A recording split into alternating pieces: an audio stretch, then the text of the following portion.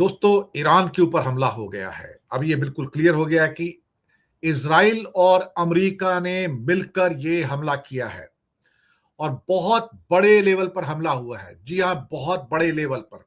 कम से कम 30 जगह पर एयरक्राफ्ट के द्वारा और मिसाइलों के द्वारा हमला किया गया है। ये हमला अमेरिका और सो कॉल्ड इजराइल के द्वारा मिलकर किया गया है। जी हाँ, दोनों ने मिलकर ये हमला किया है, ये ऐसा नहीं है। और इसके अंदर बहुत सारी जगह हैं। तेहरान के अंदर, तेहरान में ही जमहूरी स्क्वायर, हसनाबाद स्क्वायर, इसके अलावा और कई इलाके, इस्फहान, तबरीज, कराज, फोर्डो, नतांज, इन सब जगह पर बड़े हमले किए गए हैं।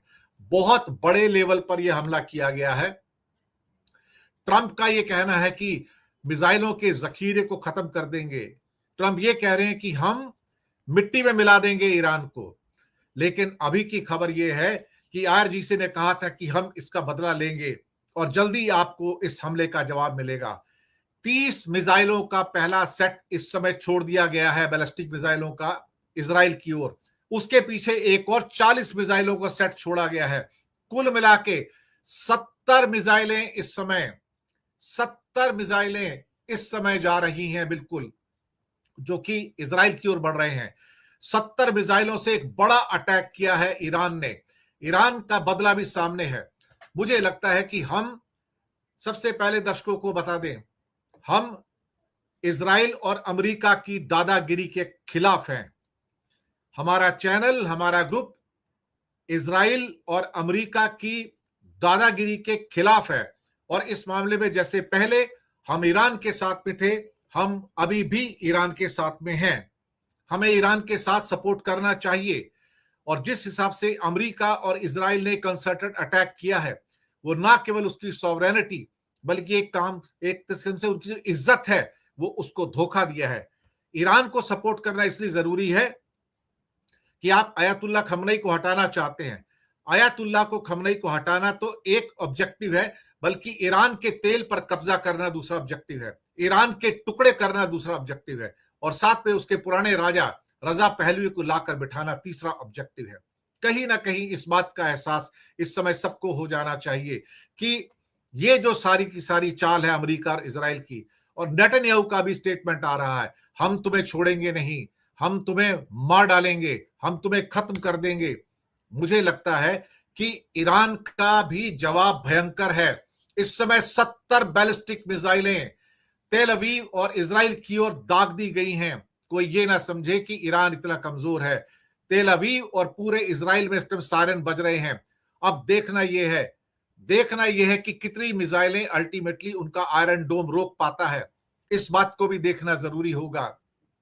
एक एक करके खबरें जो निकल कर आ रही हैं वो चौंकाने वाली खबरें हैं, क्योंकि अभी तो बातचीत चल रही थी, लेकिन मैंने पहले भी कहा, अमेरिका धोखा देता है। पीठ में छुरी घोंपना अमेरिका की आदत है। उधर बातचीत चल रही थी और उधर अटैक कर दिया। लेकिन भारत के लोग ईरान को सपोर्ट करेंगे। भारत के लोग बैक स्टैबर और धोखा देने वाले ट्रंप को सपोर्ट नहीं करेंगे। हम बिल्कुल सपोर्ट नहीं करेंगे। हमने पहली जंग में भी ईरान का साथ दिया था, हम इस जंग में भी ईरान का साथ देंगे।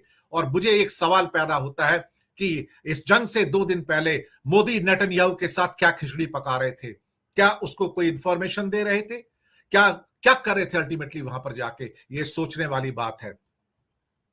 लगता है कि मोदी सरकार ने, भारत ने नहीं, भारत का 140 करोड़ अलग है, मोदी सरकार ने ऐसा लगता है कि ईरान का साथ छोड़ दिया। लेकिन हम ईरान का साथ नहीं छोड़ेंगे। हमारा और ईरान का, पर्शिया का साथ 5000 साल पुराना है, इससे भी ज्यादा पुराना है। लेकिन जब देखो ईरान और अमेरिका उठ के अटैक करते हैं, यह बिल्कुल और बिल्कुल गलत है।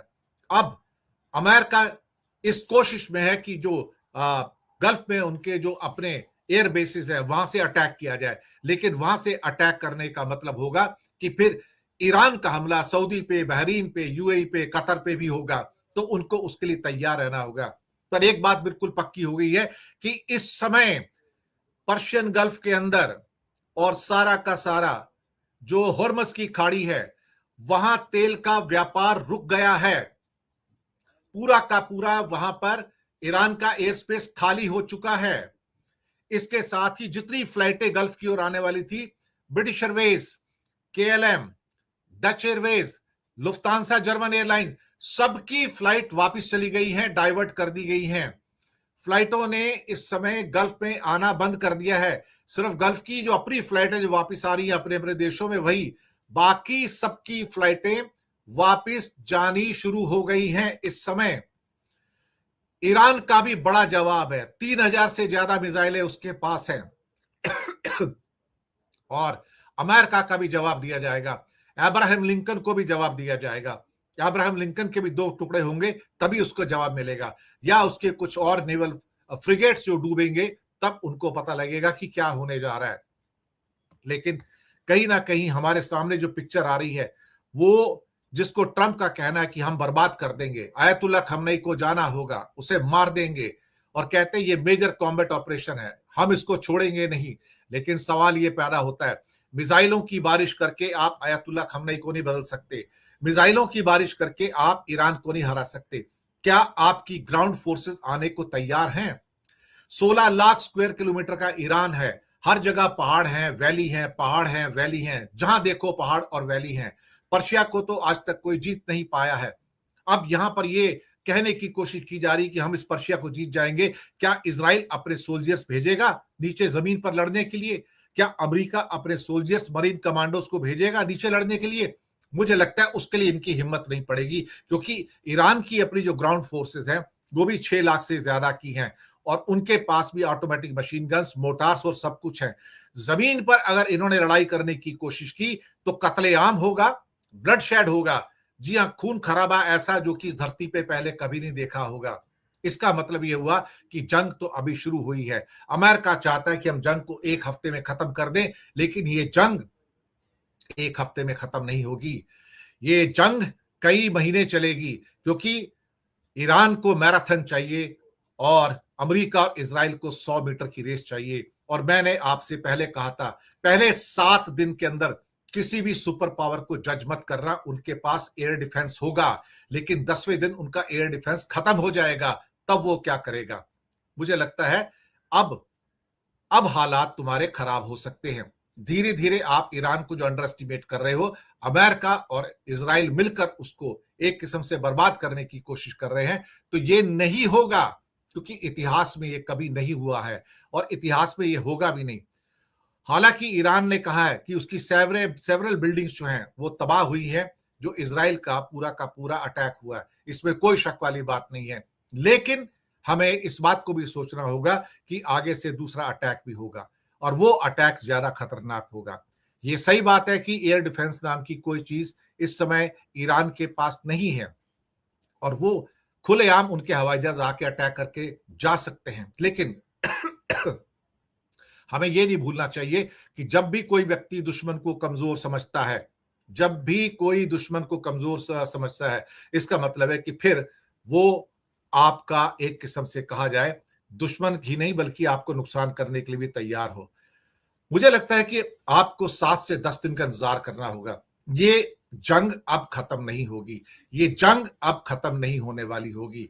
अब जो लेटेस्ट सिचुएशन हमारे पास से निकल के आ रही हैं, 70 मिसाइलें टोटल इस समय ईरान से छोड़ी गई हैं, या तो अब पहुंच गई हैं या वो पहुंचने वाली हैं। ईरान पूरे इजराइल के अंदर सायरन बज रहे हैं और सायरन बड़े लेवल पर है इस समय काफी। जी हां, एयर स्पेस खाली होता चला जा रहा है और पूरा का पूरा इजराइल इस टाइम छुट्टी पर घर पर बैठा हुआ है, यानी कि घरों में यानी बंकर में बैठा हुआ है। जी हां, और अब हालात ऐसे हैं कि फिलहाल कुछ देशों में, ओमान, बहरीन में एयर स्पेस तो ओपन है, लेकिन शायद ये कब ओपन रहेगा, हो सकता है ये आने वाले और कुछ घंटों के बाद ये भी बंद हो जाएगा। इस किस्म के आसार बिल्कुल और बिल्कुल हमें यहां पर नजर आ रहे हैं। अब अटैक जो हुआ है बहुत जगह पे हुआ है, यूनिवर्सिटी स्ट्रीट है, जमहूरी एरिया है, इसके अलावा दतांस पे है, फोर्डो पे है, इस्फहान के ऊपर है, करमन शहर के ऊपर है। बहुत सारे शहरों के ऊपर इस समय जो अटैक हुआ है वो अपने आप में बहुत ज्यादा इंपॉर्टेंट है। हालांकि कुछ अनकंफर्म्ड खबरें भी आ रही थी कि अब्राहम लिंकन से भी अटैक किया गया, लेकिन अभी तक ऐसा कोई कंफर्मेशन नहीं है कि अब्राहम लिंकन से कोई अटैक ऑर्गेनाइज किया गया है। अभी तक ऐसा कोई भी क्या कहते हैं कि हमारे पास कोई खबर कंफर्म नहीं आई है। लेकिन कहां से ये हो रहे हैं, कौन कौन से एयर बेसिस यूज किए जा रहे हैं, इसके बारे में अभी कोई भी कंफर्मेशन हमारे पास नहीं है। और कौन कौन से एयरबेस, अभी तो इसराइल के एयरबेस ही यूज किए जा रहे हैं अगर देखा जाए तो, क्योंकि बाकी सऊदी वगैरह ने तो सब ने कहा था कि हम दरअसल क्या अपने एयरबेसिस को ईरान पर अटैक करने के लिए यूज नहीं करने देंगे। अमेरिका कहना है कि ये मेजर कॉम्बैट ऑपरेशन है, मेजर। और इसके साथ ही बहुत सारे जो फ्लाइटें हैं वो सारी कैंसिल हो चुकी हैं, ये मैंने आपको पहले बताया था। लेकिन सवाल ये पैदा होता है कि ये कोऑर्डिनेटेड स्ट्राइक है। अमेरिका के ऑफिशियल ने एक्सेप्ट कर लिया कि हाँ हमने भी हमला किया है, तो अब ये ईरान की लड़ाई इजराइल और अमेरिका से कंबाइंड होने जा रही है और ये इंटरेस्टिंग होगा। दरअसल नेतन्याहू कहते हैं कि हमारे एग्जिस्टेंस को थ्रेट है, लेकिन ये सब कहने की बातें हैं। ये सारी बातें इराक के बारे में भी कही गई थी, ये सारी बातें ईरान के बारे में भी, लीबिया के बारे में भी कही गई थी। ये सारी की सारी चीजें पहले भी कही जा चुकी हैं, लेकिन अल्टीमेटली सवाल ये पैदा होता है कि ये बहाने बना बना के आप कब तक दुनिया में अपनी हेजिमोनी आप लागू करते रहोगे। 28 फरवरी को यहां भी कई जो एक लॉन्चिंग हुई है, वो B2 बॉम्बर्स यूज किए गए हैं और यहां पर जो अमेरिका से चल के आए हैं, और फिर से कई लोकेशन के ऊपर अटैक किए गए हैं। लेकिन ठीक है, जंग में तो अब बहुत कुछ होगा, इसमें कोई शक वाली बात नहीं है। हमें इंतजार करना होगा और ये इंतजार बड़ा हो सकता है। तेल अवीव के अंदर और पूरे के पूरे इजराइल में इस टाइम सायरन बज रहे हैं। कोशिश तो पहले ये थी कि जिसमें क्या कहते हैं कि आयतुल्लाह खमनई को मार दिया जाए, उनके महल के ऊपर बहुत सारे एक किस्म से क्या कहते हैं मिसाइलें बरसाई गई। लेकिन अब ऐसा लगता है कि वो फेल हो गए, क्योंकि उनको पहले ही सेफ जगह के ऊपर शिफ्ट कर दिया गया था। कई शहरों के ऊपर एक्चुअली ये सारे जो अमेरिकन और इजरायली अटैक हुए एक शहर पे नहीं है। लेकिन एक बात मैं यहाँ कहना चाहूंगा कि ईरान को आदत है इन सब चीजों को सहन करने की। जी हाँ, ईरान को आदत है इन सब चीजों को सहन करने की, तो उसके लिए अटैक होना, उनके लोगों को मारा जाना कुछ नहीं। लेकिन अल्टीमेटली 10 करोड़ लोग उनके पास हैं।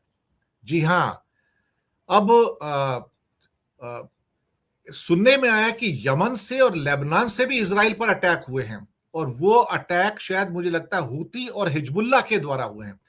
ये खबर अभी निकल कर आ रही है यहां पर कि ईरान के बाद यमन और लेबनान का भी इजराइल पर मिसाइल अटैक किया गया है।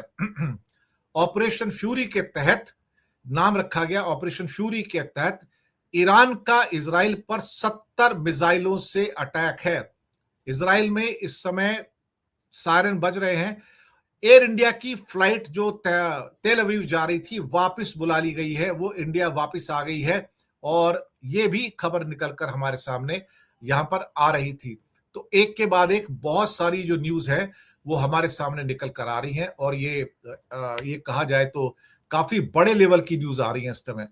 ये जंग इतनी जल्दी खत्म तो अब होने वाली है नहीं, और देखते हैं क्या होगा। लेकिन सिचुएशन इस समय काफी ट्रिकी है, और पूरा का पूरा इस समय क्या कहते हैं कि जो खित्ता है पूरा गल्फ का, मिडिल ईस्ट का, वो इस समय बहुत ज्यादा डरा हुआ है।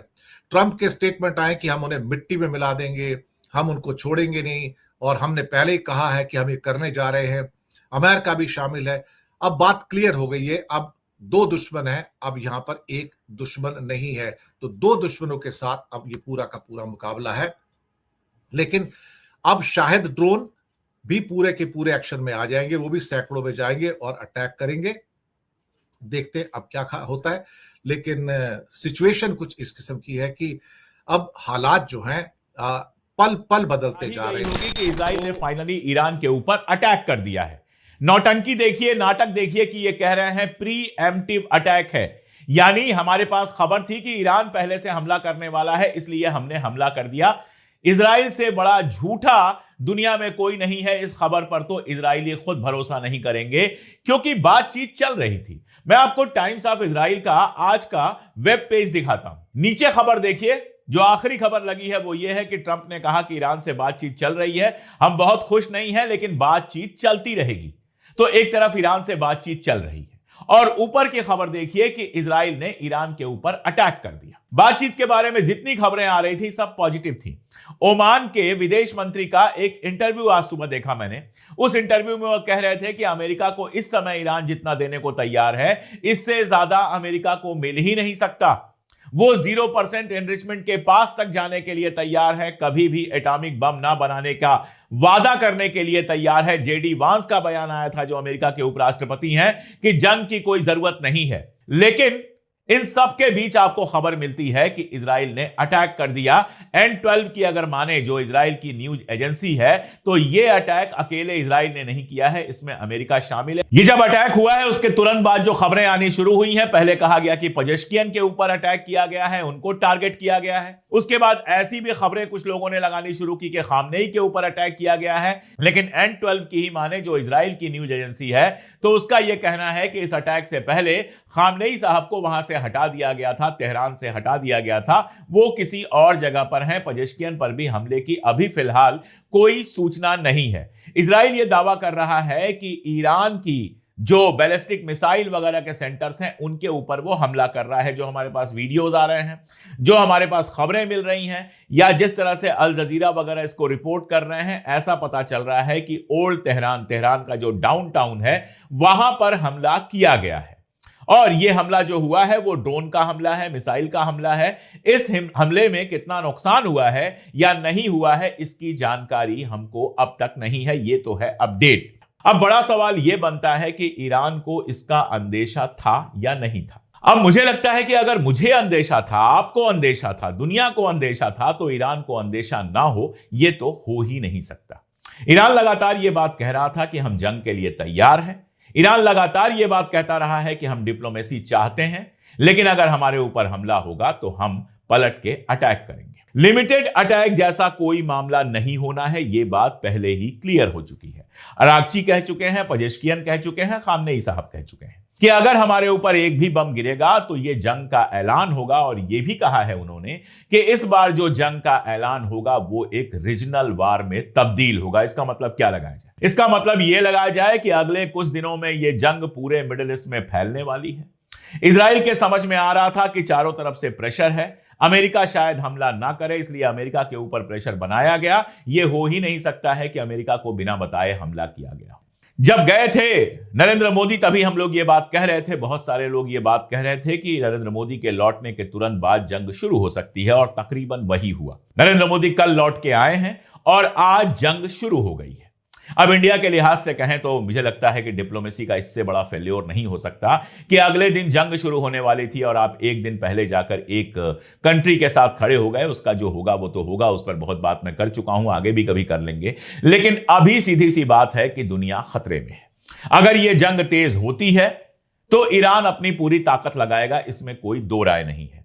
चाइना ने उसको बहुत एडवांस हथियार दिए हैं, हथियार रशिया ने बहुत एडवांस दिए हुए हैं, और ऐसे में यह लड़ाई कोई 4 दिन में खत्म होने वाली नहीं है। यह लड़ाई लगातार लंबी चलने वाली है। इजराइल को इसका अंदाजा है, इसीलिए पूरे इजराइल में सायरन बज रहे हैं।